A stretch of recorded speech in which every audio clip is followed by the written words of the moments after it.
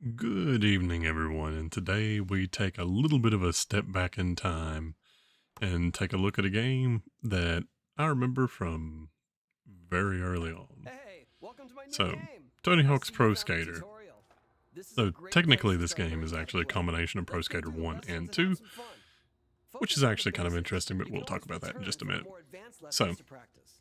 this was a really fun game to get together with your friends whenever I was The young Tony Hawk's Pro and Skater can just take kind of some time take to turns master. playing through Just the like game real life based on the way the skateboarding, it game takes some works. practice. Don't forget, You get if you 2 ever minutes want, per we can try a course, lesson or skip or to a in the different case of one. some of the If you haven't gotten competitions, 2 covered, minutes to check our do assist features in the pause your menu. best In this score lesson, we'll learn over basic the movement course on the of board, 3. So like it's like turning and the best stopping. 2 out of 3. Skaters always move ahead But automatically. There's it was no fun to need get to together use with the people controller. While and just skating, play press this left or and right try to to meet turn. all the goals Use in the the left course. stick or I don't hold know, down but for some button to reason, stop. around the time these Skate to games the started coming markers in out, front of you so you can skateboarding had blew up really big and was super popular. Oh, let's get warmed up and good try job. to remember our Run it skills. again for practice or find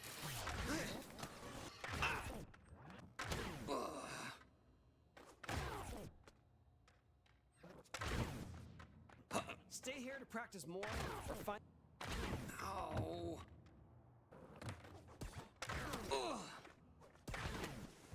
Run it again here or find the next tape when you're ready.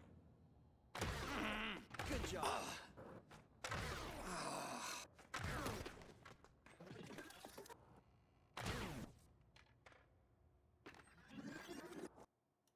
All right, now that we have a good reminder of exactly how to play the game, or at least a good reminder of the quality of me playing the game, we'll continue. You see me here turning the music off, and I just figured I would explain because they actually use relatively good music in this game.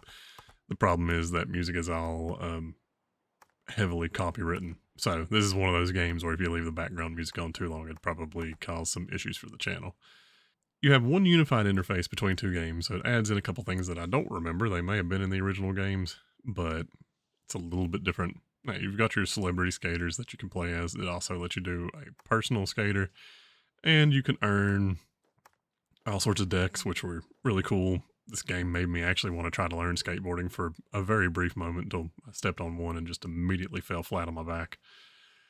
Wasn't the thing for me, but tons of customization you can get for your character, and you can also actually earn talent points to boost stats in particular traits, which the talent points, I'm not sure if you get them from leveling, but I know you can get them in the stage.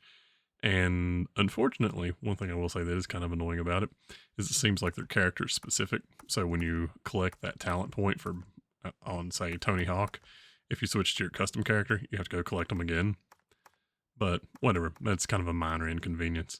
The game's not super long, so it's not like things like that are really stretching out the playtime all that much. There are several courses, and they have various things to do that do take time. Of course, the biggest thing with some of the goals is actually figuring out where you need to go, but the harder ones are actually doing the score challenges. Now, granted, this comes with baked in cheat codes, so you can actually go into the menus and choose to turn those on, which we'll demonstrate that towards the end of the video. But let's hop in and actually see what the game is like and see if it's similar to what I remember. So you start out, and it actually shows you a list of what the actual goals are for that course. And on the first time that you go in, within one session, it'll show you roughly a little overview of the actual course itself. And if you're watching really carefully, you can generally pick up where you need to go to get various items that may or may not be hidden. Now, some of the hidden things are more hidden than others, but for the most part, it's not a terrible scavenger hunt to find stuff.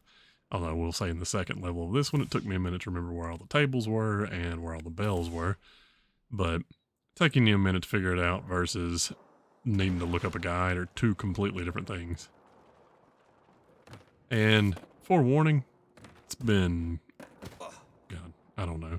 My brother was probably still alive the last time this game was around. So, a long time, more than 20 years, since I've actually played it any amount of time. So I'm terrible at it. Like, extremely terrible. But it's still fun. And that's kind of the charm of the Tony Hawk games. even if you're not great at it, there's something about it that just feels kind of fun to play with. Now, I will say one thing about it that's still throws me off a little bit. You get used to it after you've played a couple rounds, but the game is perpetually pushing you forward. It seems like simply letting you hold up while you're actually on the ground or tapping up to go faster or do that sort of stuff would have been good enough. I don't really know that they need to do the whole pretending you have a jet engine coming out your ass and pushing your character forward at all times. But whatever, that's the decision they went with. It works out just fine. It really doesn't take that much to get used to it. And realistically, it kind of frees you up to really think more about what you're going to do as far as button inputs go. Now, you heard me mention the whole stat point thing before. Two of the stats that you can put that in are the ones that let you jump up and how long you actually hang out in the air when you do go up. So as you invest those points, it gets substantially easier to actually pull off some really kind of crazy combo chains. So realistically, the way the game actually wants you to play through is earn a couple things from each level, like enough goals to open up the next one, and just move on until you've opened up all of them. Because after you open up all the courses, you can go through and actually get quite a few stat points. And then you can redistribute your stats to more fit your playstyle. Like, what type of tricks do you like to do? Like I say, personally, I don't demonstrate that much on the game, but what I think is the easiest way to get the points to win some of the more difficult competitions is to actually do things like grind tricks or lip tricks or things along those lines, where you can actually build up a really long combo as long as you can balance well. So pumping a ton of points into balance would be something that would benefit my particular playstyle for those matches at least. Granted, it doesn't restrict your ability to edit the talent points, so it's not like you can't go in and tweak it for different situations. But the game is very nostalgia heavy. And part of the reason why it's really nostalgia heavy, and part of what you're not really picking up with the video, is the music. The music was always one of the core aspects of this game. I was never really all that into ska or punk, but I can distinctly remember a lot of the songs in the Tony Hawk games. And the Tony Hawk games are also why I was relatively familiar with various members of the Jackass crew. So, realistically, if you were a kid in the 90s and the early 2000s, these games would probably heavily appeal to you compared to, I don't know, a younger audience. I don't know that this would actually appeal to younger people. Partly because they probably have no idea who most of the people in this is, but also just because the general gameplay style for it, while it looks good, as I mentioned earlier, it is kind of old. Games now tend to give you just a little bit more freedom in how you control your character, and this one very much was just put your character on rails, and you can change the direction, but you're largely just focusing on actually doing tricks. So, I don't know. I think it's fun, but I do see why this was free on PlayStation Plus. Like, that's how I got this, was as part of my PlayStation Plus membership. And I'm pretty sure they put it up as free as part of a promotion for the release of the combo pack for Tony Hawk 3 and 4. Which, if memory serves me well, 3 was fine, but 4 was kind of bad. 1 and 2 were actually good. If you're interested in this at all, I would recommend picking up 1 and 2. I enjoyed this one. Yet again, I'm not going to really put videos out on my channel for games that I don't enjoy. But I had fun with this one. I had fun playing the levels in the second one because functionally they're acting as one game. The way this one ends up playing, and you'll see that in just a moment, you just pick which set of courses you want to go through. There's no real separation between 1 and 2. They just merge the two games together, which I guess, thinking about it, does actually make them a better value than what they were when they originally came out, since you're getting double the courses for the price of one game. But at the same time, the third and fourth game, from what I recall, weren't even remotely the same quality. 1 and 2 were basically the same game. So there not being any real distinction between them is not that big a deal. So letting the thing move on into the second course right now, just to kind of give you an overview of that course, but then we'll clip and jump ahead to the part where we go into part 2.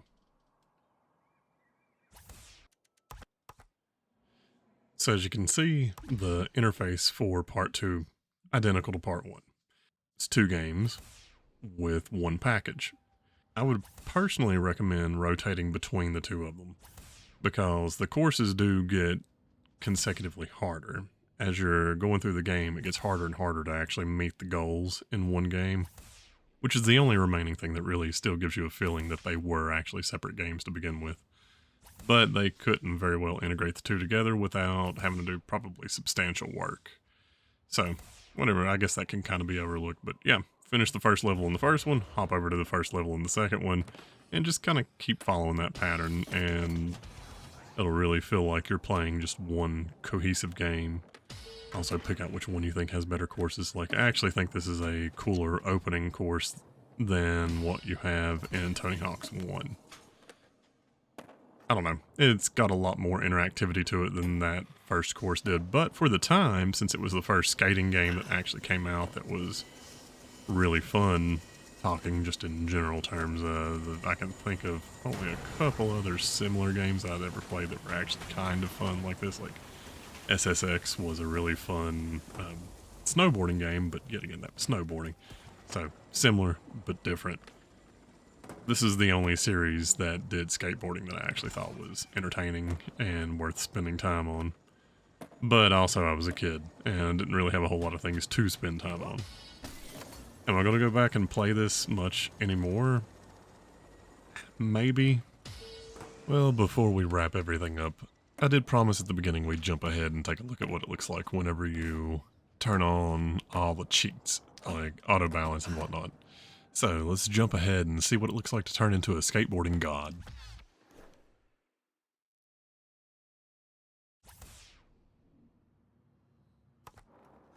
So everything looks normal at first. Still doing bad. And then we start the infinite combo. Yeah! I didn't even have the sound on. I had no idea what my character sounded like until I was recording this. So I had no idea I attached a female voice to him. But there we go. No need to balance. The game will do that for you. Instead, you just tap buttons to rotate around.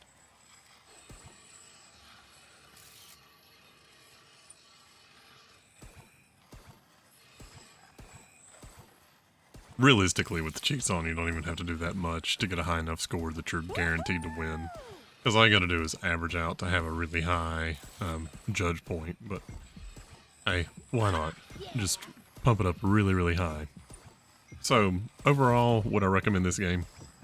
If you've never played any of the skateboarding games from this era, I would actually recommend checking it out, because they're different.